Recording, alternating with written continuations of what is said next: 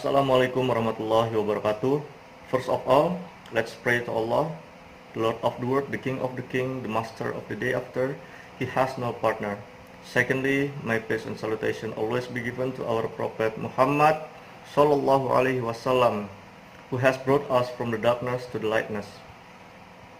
Thirdly, I don't forget to say thanks to our lecturer, Mr.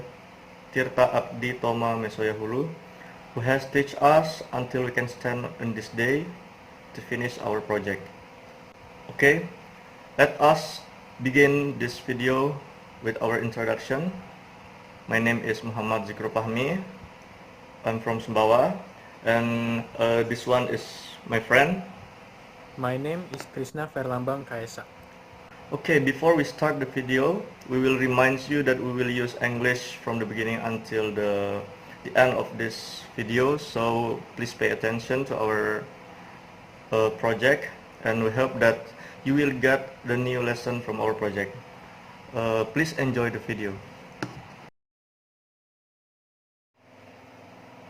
Okay, before we proceed to the discussion, we will explain the themes that we will discuss. We assume that in West Nusa Tenggara there are 3 public libraries. Website that we will discuss is a system that is centered on Sumbawa. However, everyone in West Nusa can access book data in 3 libraries. First, in Sumbawa Library, which owns the website, and then the public library in Mataram, and then Central Lombok. As the admin who controls the data, the admin only has a limit to make change to the existing database in Sumbawa, because the admin doesn't have the right to change data of the library books in Mataram and Central Lombok. And then we must know about web service. Web service is the facility provided by the website as a service in the form of information to other systems, so that interaction can occur in all systems involved. Web services also store information data in an XML file so that it can be accessed by other systems, despite different platforms, operating system, or even different compiler languages. And then, what is a RESTful API? API is an abbreviation for Application Programming Interface. And the idea behind the API is to connect different applications regardless of the platform to share information in general.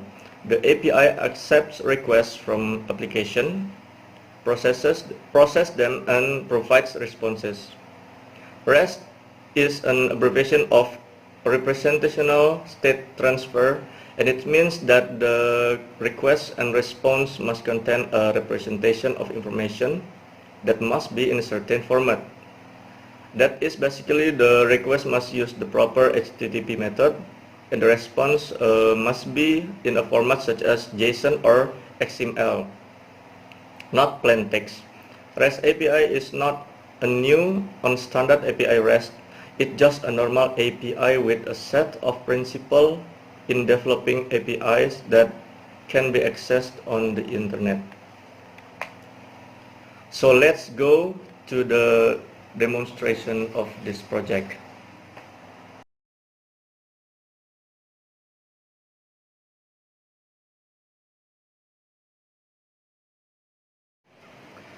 Okay, before we move to the next step, make sure that your XMPP control panel is active.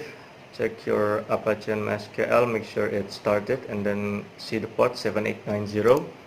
Make sure it run in 7890 / your project cpush and then /index.php. We can see this is the main display of our project. On the left side we can see the navigation bar. On the right side we can see the content. Okay, and then I will tell you about how this page, this Mataram and Lombok Tengah page, can display the data from another database.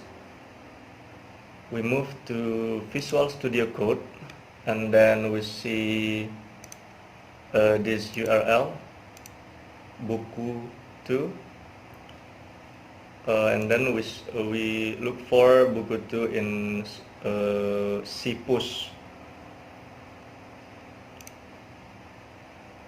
Okay, buku2.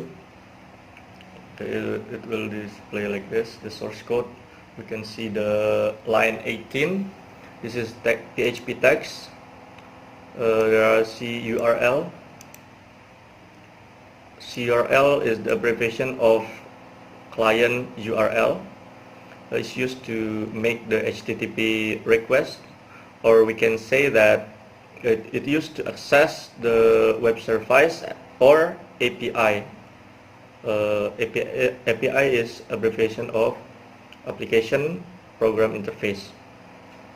We can see the line 21. This is the URL. You can see it refers to folder cpush, folder API, and file mataram.php by token M4T4R4M. So we go to the next file. There's a Mataram. We can search Mataram in folder API, mataram.php, like this, and then it opens like this. This is the source code of mataram.php. If we see mataram.php, there is some condition. If variable get catch the parameter of token M4T4R4M, same as in buku2 line 21, like this. And then this is the query for display the data.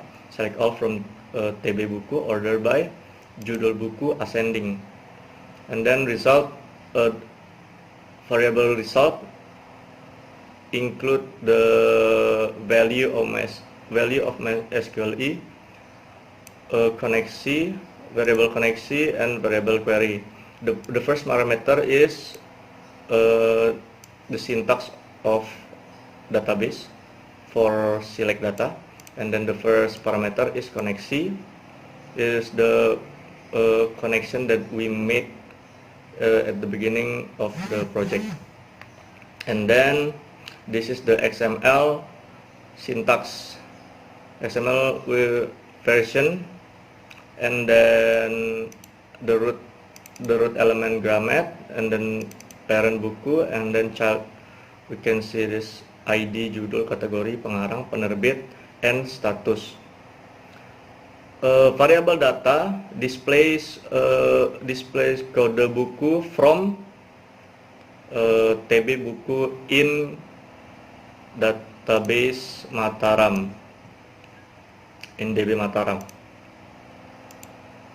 After this, we back again to buku2.php. For displaying the data, we use for each, and then variable XML represent buku, and variable data represent this variable. So for displaying, we can type echo variable data represent ID.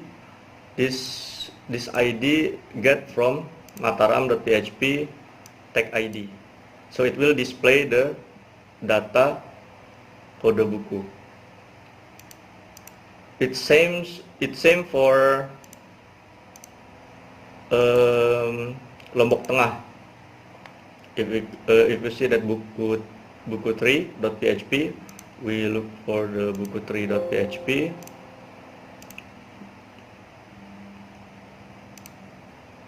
It's same as buku2.php, but the difference is token.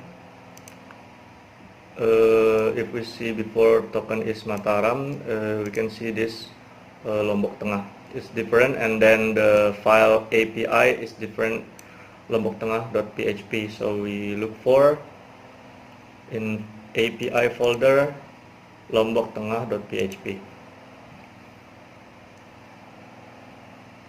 Same as the Mataram, for displaying we can use echo. We can use like this, echo variable data represent ID. Data represent